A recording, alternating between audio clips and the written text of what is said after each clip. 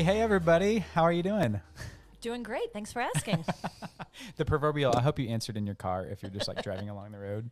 But guys, we're really stoked. This is going to be a really fun episode. We are talking to the infamous on Instagram, Jess Campbell. I feel like I met her on Instagram, and so it's fun to see her in real life today.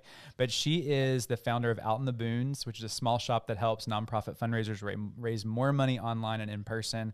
She's a Southern California gal, and her ethos embodies really everything that she does. But she's got so many great hacks and tips and tricks up her sleeve to really help you grow your email list and really market your nonprofit really well. So I'm really excited to dive in this conversation. So glad you're here, Jess. I'm happy to be here. Thanks for having me. You bet. So would you tell us, I need to know the story behind Out in the Boons. Like that's the name Yeah, of your consulting firm. Please lift the curtain on that one.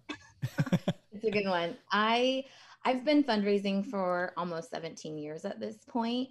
I've been in the nonprofit sector quite a while. And when I started my consultancy, I would be in conversations with executive directors, veteran fundraisers who are asking me fundraising 101 questions. Oh, Jess, but how do I follow up? And how do I treat it like making friends? And how do I whatever? And it dawned on me like, holy moly, no one is teaching this to anyone. I always say, I've yet to meet someone that wanted to be a nonprofit fundraiser when they were growing up, right? Right. It's something we all fall into more or less. And some of us fall in love with it. And in a project with a client a couple summers back where I was having this conversation, I just realized like, man, he's off on his own. He is out on an island. He is out in the boons when it comes to fundraising. And that's kind of where the name came up. I have a larger mission to bring people together. I think fundraising is more fun when we can do it together.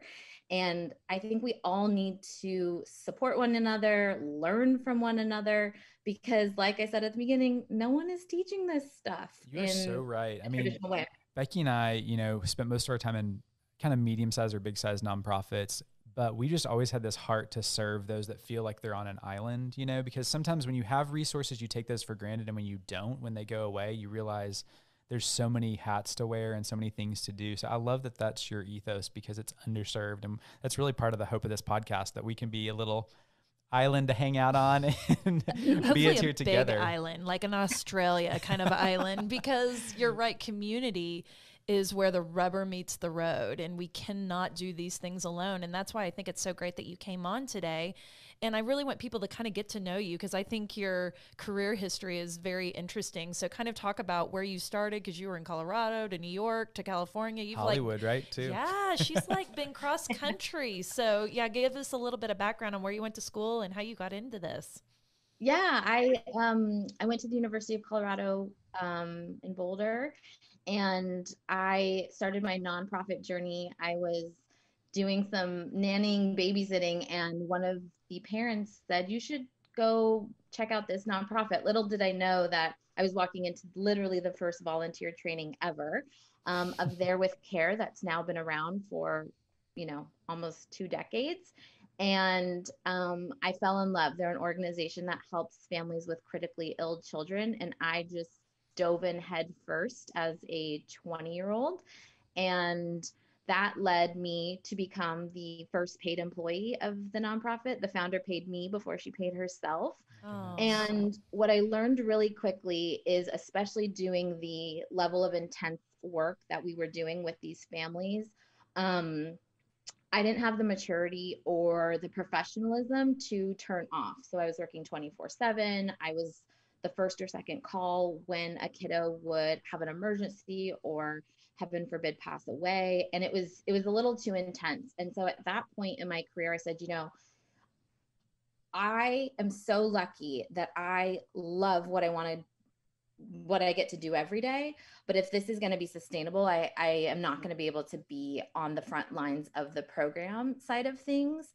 And so that's at the point where I pivoted. I'm a natural storyteller. I like some of the administrative tasks that sometimes come with fundraising, and I was voted friendliest in high school. You So were it is, born for this. Yes. I was born for this. I make friends very naturally, I should say. And so that took me to New York, where I received a master's in nonprofit management. And the reason why I wanted to go to New York was because every major nonprofit in the world has some sort of office in New York City. And I went to the New School, which was a very hands-on program where I got to work with dozens of nonprofits on projects. I worked for Human Rights Watch for a little while, which is a huge behemoth of a machine, to get what like a real fundraising shop might look like. And compared to my tiny startup shop. And then my now husband was like, you know what, I'm not moving to New York. So we came back to Southern California, where we're from. I was in LA for a couple years as the director of development for organizations like Chrysalis, which runs one of the oldest, most successful social enterprises in the country, helping people who are homeless get back to work, as well as Lift, which is a national organization that helps lift families up out of poverty. And then I had my baby, who's now 4. And it was the first experience I've had because, at this point, I've spent a lot of time and money on my brain, where I was like, it literally feels like you are ripping a body part off of me to go to work and not be with my child. And so it was a really unique experience because I totally thought I was going to come back from maternity leave and be really excited to go be around adults and say bye-bye to this little baby. And it just didn't happen that way. And so that's when I started my consultancy, which I've been running for about 4 years now. I mean, that could be an entire podcast on itself, is like trying to be a working professional, whether you're in nonprofit or wherever, after you've had a baby, and just the angst and how do you process through that. So that is a really interesting cross-country journey. So bravo to you for that. We want to dive into growing your email list, because before I found, like the Jenna Kutchers, the Amy Porterfields of the world, I never really thought about an email list. And there's going to be people that are listening right now that are like, why would I need an email list? I can just extract something out of my database, send it to everybody, or maybe I might target it every once in a while.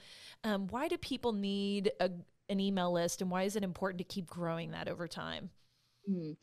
Really great question. And the thing that I tell everyone is social media is sexy. It is an immediate response rate. You feel engagement right away, but email converts better than social media every day of the week, period. Yep. And if you're not building your list, you're falling behind, because naturally people will stop opening your emails, as well as they will just naturally unsubscribe. And so if you are not re-feeding that list on a regular basis, you will eventually have no active email list. And if the point of email is to convert donors, you need to continue to grow that list.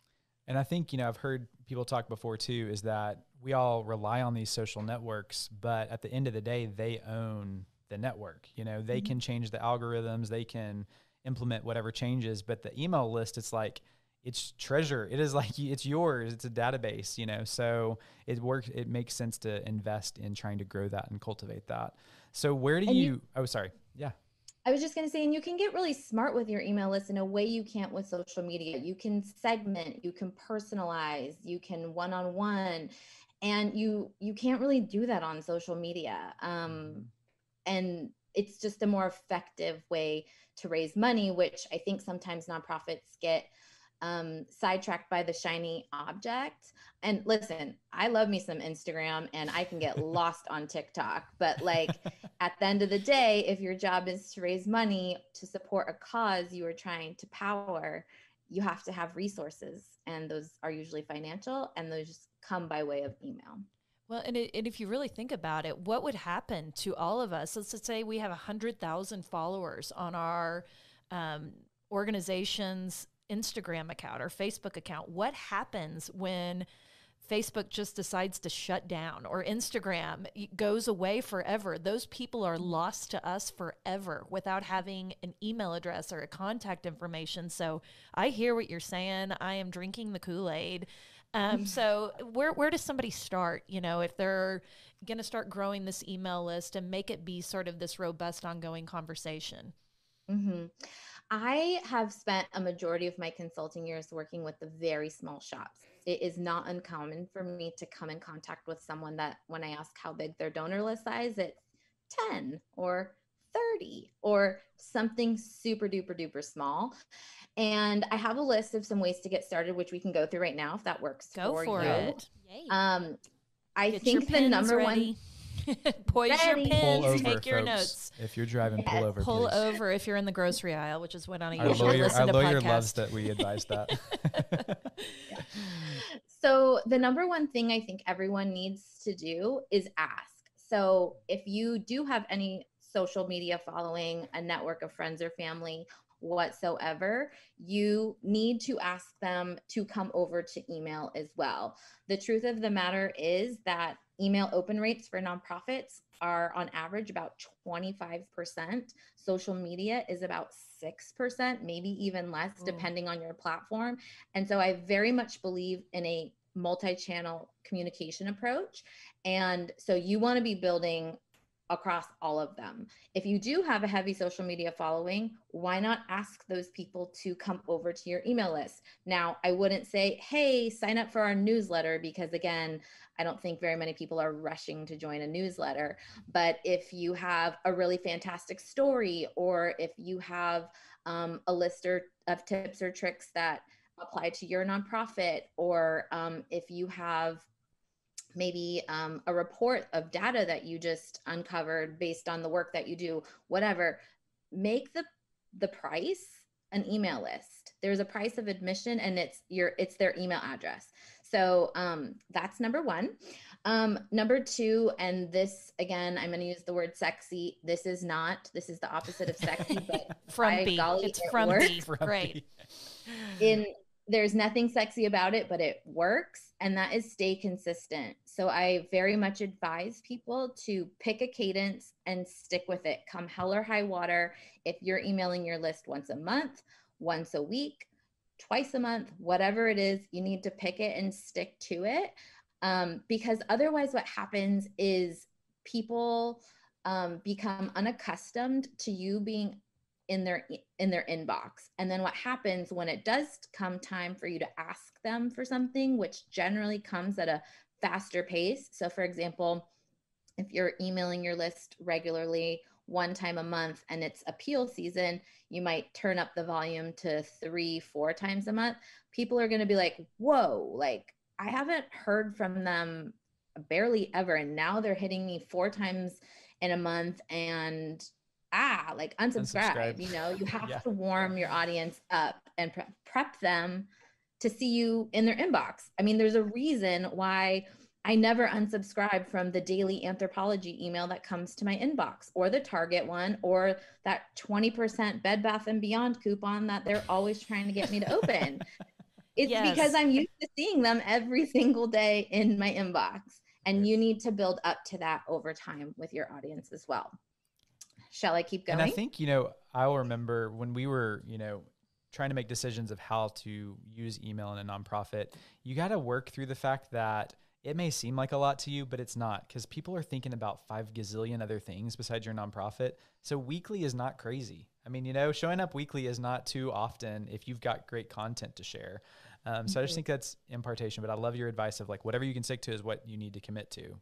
And I love that you use the Bed Bath & Beyond example, because I have those in my car and they never expire ever. They're from buy a like full price item at 2003. No one. So, but that is so relatable. It's like I do go look in my email list when I'm about to head over there for that very purpose. So that was a great example.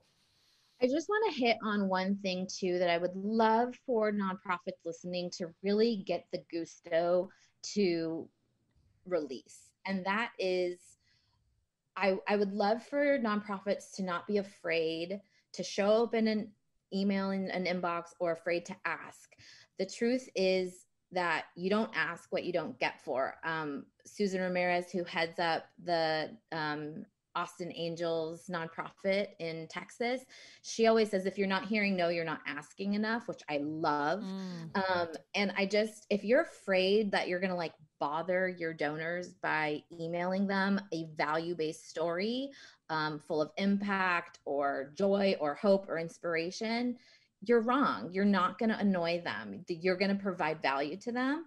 And the same goes for asking. And that's probably a whole separate mindset conversation, but I did want to sneak that in there, that like, I do not be afraid to show up for your donors. And don't you think that's the kind of unsubscribe that you'd love to get? If you're like, if us talking about our values annoys you, it's probably not the right fit. Bye, Felicia. You know? So yeah. Yes. So I love that. Double click, which goes back to some of my tips on list building, and value is a big one. You have to provide value. I do see a lot of nonprofits making the dark mistake of putting a newsletter together that has 5 or 6 different stories and a call to action and a follow us on Facebook. And the truth is it's too much and no one's reading it. So I always say you get one ask per email, one. So is that click on this link to go read a story on our blog? Is this a donate button? Is this a follow us on social media? Is it sign this petition? Whatever it is, you get one and only one.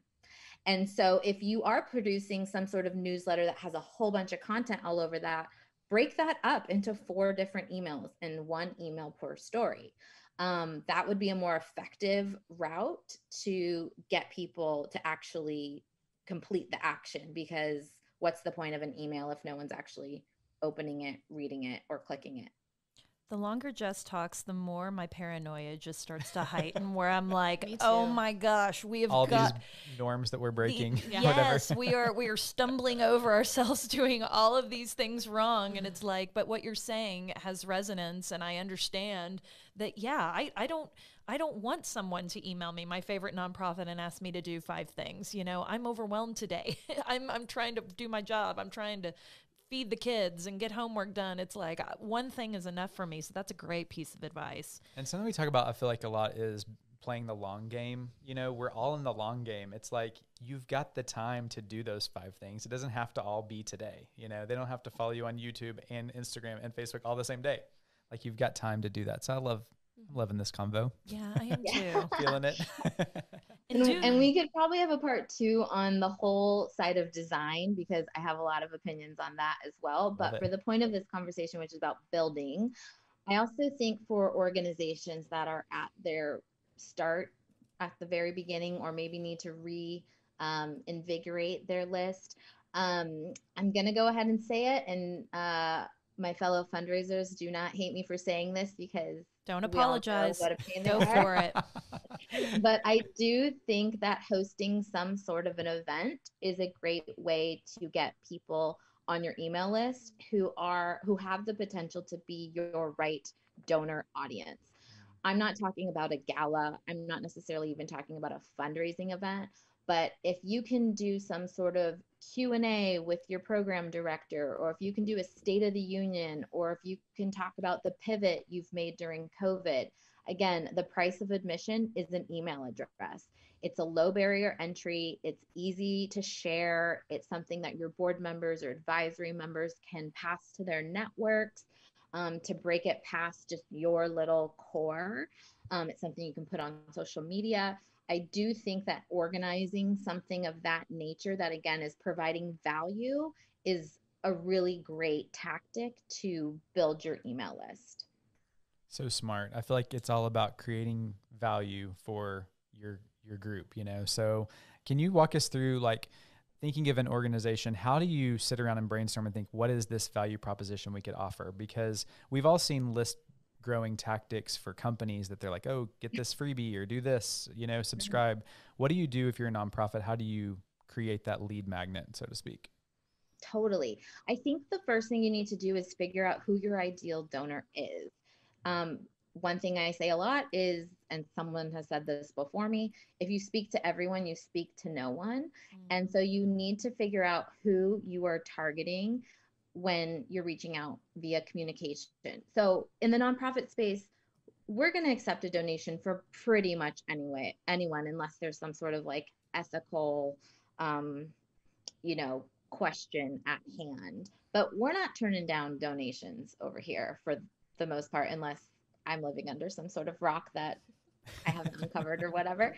Um, so what I mean by finding who your ideal donor is are they a young person? Are they a more formal person? Are they a family person? Are they a grandparent? Are they a professional working woman who's a very different um, person that is a college graduate, or maybe um, from a minority community or whatever? You need to figure out who your person is so you know who you're talking to. And once I actually like to write these things out. They're this old. This is what they like to do on the weekends. This is how big their family is. This is what level of education they might have. This is the language they speak. These are the social platforms they're probably on. And then I actually like to give that person a name, whatever name you want to give them. And then that's how you want to write to these people when you are writing your emails, social posts, etc. But then you want to think, well, what would make this person's life easier? So again, let's use the example of maybe a dog rescue. If you're a dog rescue, you might find an ideal donor in someone that has rescued a dog, maybe a family. And as someone that has a rescue dog, I know some things that would be super helpful for me is things like how to potty train, how to make your dog sit without using food, how to get them to Also helpful for children. stay on a mat, how to walk, all these things, right? And so you can put a list together. To use a different example, maybe we have Breast Cancer Awareness Month this in October. And so I know a lot of organizations who support that sector are going to be raising a lot of money. There's so many things you can teach the breast cancer survivor community, the breast cancer caretaking community, everything from food, supplements, exercise, best practices, mindset, meditation, to things like, this is how I clear my drains, or this is how I found my doctor. If there's anything that your organization is an expert in, I think putting together a simple PDF is super smart. And again, the price is an email address to get that. You can post that to social. You can put that in email. You can put that all over Pinterest, which I'm a big, big, big fan of. Lots of ideas. And I want to transition to the Pinterest, because this is something I heard about maybe 4 years ago, and it just blew my mind. Because when I think of Pinterest, I think I'm about to plan my daughter's rainbow birthday party and I need some food ideas or some decoration ideas. And the way that just really smart influencers are using Pinterest to get messages out are fantastic. And the way that you have positioned this, and I love your quote on this, it says, everyone has something to teach. Everyone in this world has something to teach. So talk about that with the connection to what you know about leveraging Pinterest.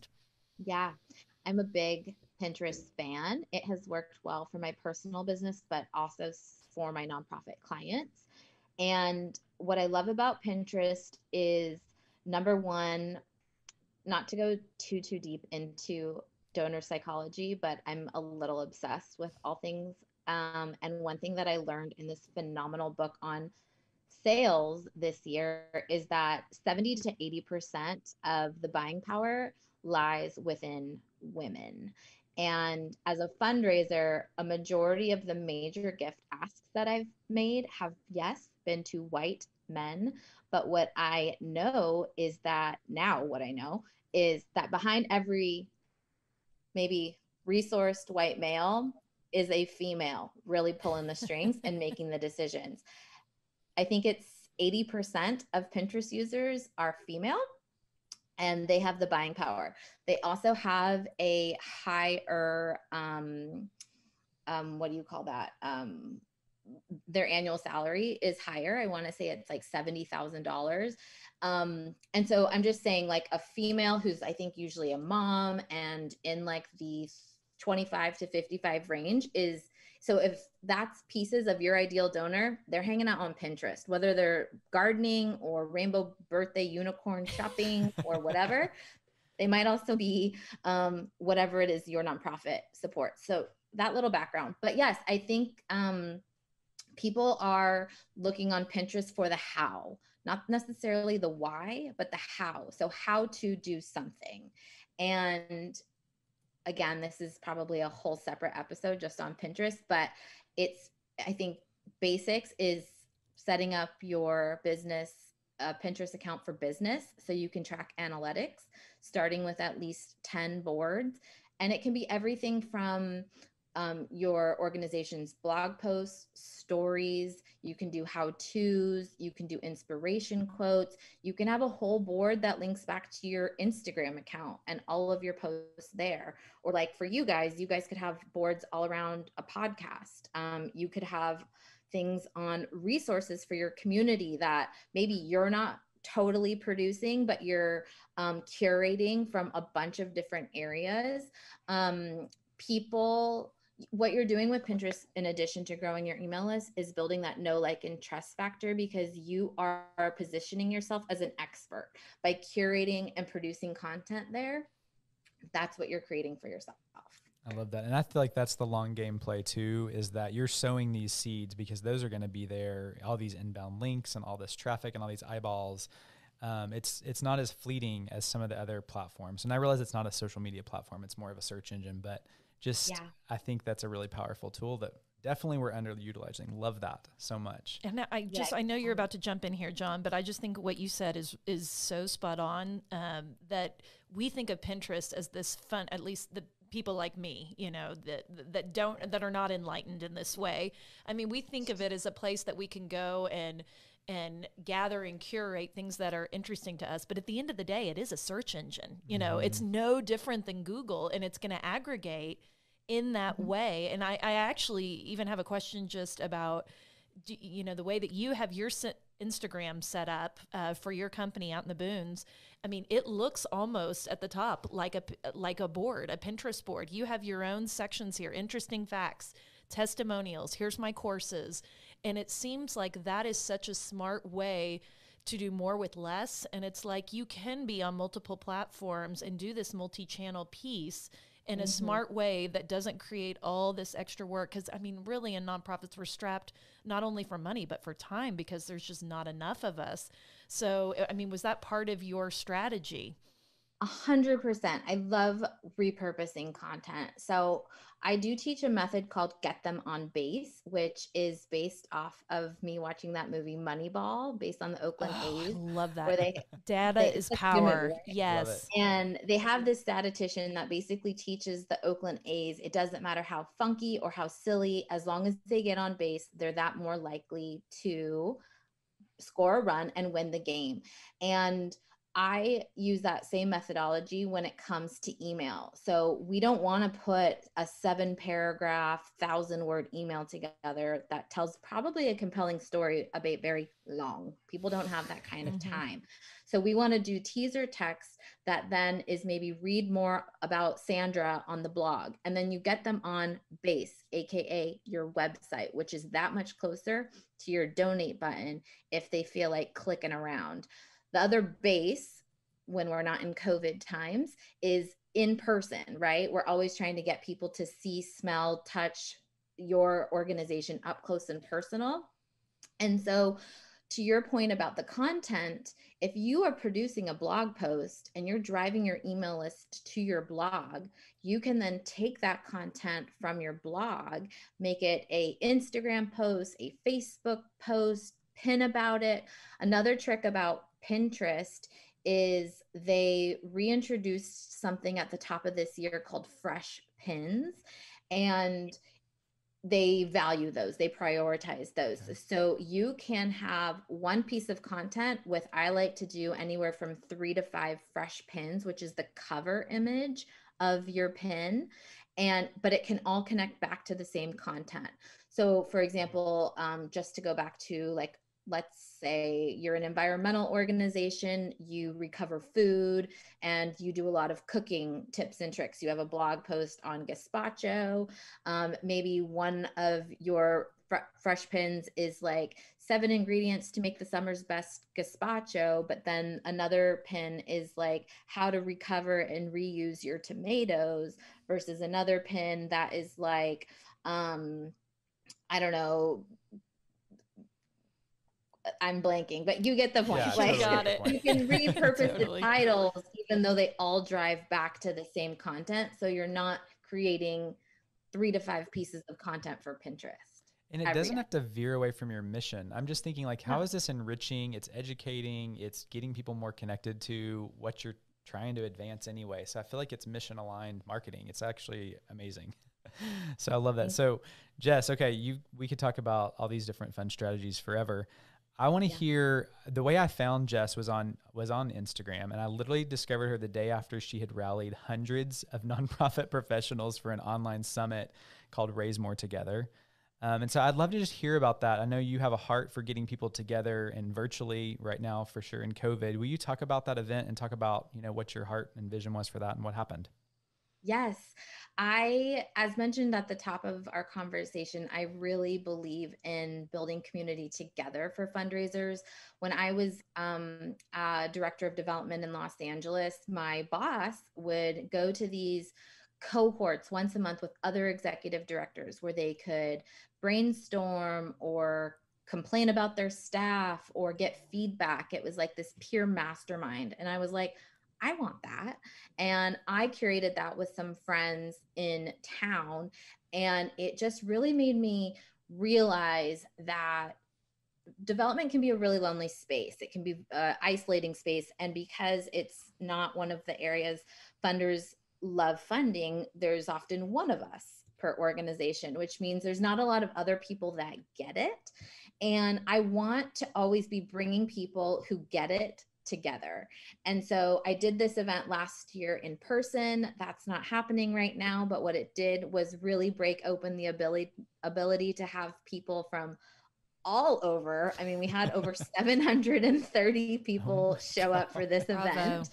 And it was 3 days of nothing but how-tos in the fundraising space. And I really wanted to pull back the curtain and ask the hard questions as they relate to everything from virtual fundraising events, end of year campaigns, to I also had some conversations around allyship and diversity and equity in the space. I had a really robust conversation with funders because I feel like it's this mystical unicorn. Like, what do you want? And we had 3 very willing participants come in and just tell us. And by golly, I learned some things. Wow. And won't be making the same mistakes again and again. So yeah, it was a super fun event. There was lots of prizes and interactions and friend making, and I look forward to doing it sometime again. I just love everything that was kind of the cornerstone of that event, because it's so in alignment with what we think too, which is just like being unapologetic about asking hard questions and going kind of rolling up your sleeves and getting dirty in this business. So I really applaud you for that. Julie, I know you had a question. You want to jump in here? I'm like texting Becky that I want to ask a question. Just take that mic. Yes, We're 6 feet apart. I she's have texting one me. comment and one question. I am loving this Pinterest strategy because I think as young professionals, this could be something that we could take into our boss's office and say, we have never thought of this before. Let me run with this. So I'm loving this conversation. I'm about to go research this a lot more. But my question is so if someone's trying to start to implement this, do you use a certain platform? Where do you host your emails? I've heard of MailChimp and different ones, but what's like the first action step that you use? Totally. So on the Pinterest side, and you are underscoring the need for me to like do some sort of master class on this, which someday is not, We'll not link it up but in the show notes when you launch it. Yes. Do-gooders, we will bring it to you. Yes. Yeah, because I had a client, she was like, you need to have a whole business around this. And I was like, I don't know if I'm going to do like Pinterest business, but here we are. In terms of getting started, I I think you just get started on Pinterest. I definitely think before you launch to do the things I mentioned before, sign up for a business account, link up everything to your website, have at least 10 boards before you launch it really. Mm-hmm. And then I use a tool called Tailwind, which is, gosh, I think I bought mine for $79 on a Black Friday sale last year, but I'm positive they offer a nonprofit discount. So either maybe wait for Black Friday or check out that nonprofit discount.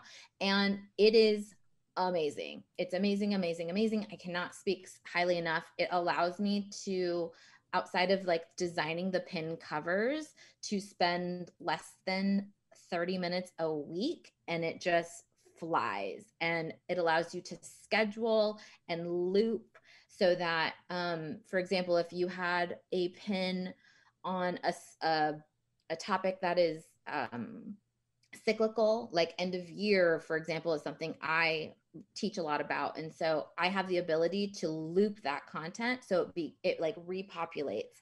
It's phenomenal. Oh, wow. Cool. Tailwind. That's cool. In terms of emails, I, for my personal business, have been using a tool called Flowdesk. It is new to the scene. It's in beta, so it's not as advanced yet as some of these other MailChimps, ConvertKit, the like, but it is so damn intuitive. I can't even tell you that it is like worth the things that are coming. It's also beautiful. It's also started by 2 women.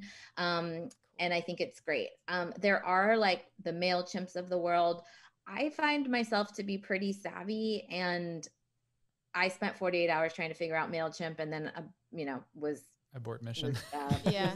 Looking for the bottle, if you know what I mean. And so the baby bottle is what you're referencing. You had a newborn at the time. Thank you, Jess. Wonderful. I think there's no such thing as free lunch. So I think if you are going to go with a MailChimp, maybe try investing in how to really use that. You can Google your way or YouTube your way to death, but time is really valuable as well. ConvertKit is out there. MailerLite is out there. There are some CRMs that infuse for nonprofits email marketing within their system. Bloomerang, I'm a big fan of. They are a CRM that has email marketing functions. Kindest is a platform that is also using email marketing as part of their fundraising platform. So there's a lot out there. Cool. The world is your oyster when it comes to email. That's a great starting place. That's super helpful. Thank you. You've given us so many amazing tips, and this seems like a funny question to ask that we ask everybody, and that comes onto our show to give us one good thing. I mean, clearly you have a ton of hacks, a ton of tips, a lot of tools, and you clearly know what you're doing. But what's one good thing that someone could implement today, whether it's a piece of advice or something we could do to just move the needle at our nonprofits? What would you recommend? Such a good question. I think I go back to what I lean on from Susan Ramirez. That is, if you're not asking and hearing no, you're not asking enough. And nonprofits really need to get comfortable with being vulnerable, as well as hearing rejection, because it's a numbers game. It's a numbers game for email. The average conversion rate for online is 3 to 5%. So do the math. If you know your average donation and you can multiply that conversion rate by your email list, you know what you ultimately want to grow it to. And the same goes with asking. I also believe that the more you ask, the better you get. And that conversion rate goes way, way, way up. And I think that you just, have to practice. Like Malcolm Gladwell says, 10,000 hours. I really believe in practice, practice, practice, and just do it messy, like what's the worst that can happen? Do it messy. I do it messy all day long. It's just a facade over here. I'm very messy. I love just the bravery concept of that, because as nonprofits, we're just hardwired to be to apologize and to not boldly step forward when we're the ones that are improving the world. We're the ones solving the biggest problems and affecting change. And it's like the amount of pearl clutching, that goes on in a nonprofit, like, oh, should we? I don't know. And could we? And it's like, go forth into that brave new world. Ask those questions, because what is the worst thing somebody could say to us? No. Totally. I don't want to join your mailing list. No, I don't want to make a gift right now. And it's like, that's okay. Thanks for coming, caring, and just share, So that's fantastic. Great advice. Okay, Jess, how can people find you, connect with you, all the things? Yes. So my website is outintheboons.me. I would love for you to come check it out. I have a resource section up there that has a ton of these freebies, opt-ins, whatever you want to call them, all things fundraising. My preferred social platform is Instagram. I just did my first reel yesterday and I'm having too much fun. And then I'd love for you to check out my Pinterest page and tell me what you think and use it as an example. I mean, imitation is the best form of flattery. Isn't that what they say? That is what they say. And it could be a roadmap for you to do the same. Yeah, and just for everybody listening, if you are starting to work on your end of year plans, go to Jess's Pinterest. She has an entire board on end of year. I mean, there's a wealth of information there and ideas, creative ideas. So start there if that's your one good thing for today. Jess, thanks for coming and meeting with us. This has been a joy. Thanks for chatting. You're so fun. Yes. Well, hey, your dad joke of the day is I've got your business name for your Pinterest. It's going to be Outpin the Woods. I'm going to leave you on that. Dude. Out in the boons. How Not long have in you the been woods. thinking I even about botched that? it. Out in the boons. Outpin the boons. If you have to Outpin explain the it 2 or boons. Can we 3 cut times. this out? Just kidding.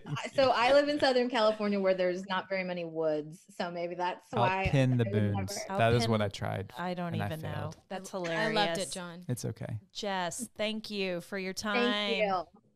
Have a great day. Right back at you.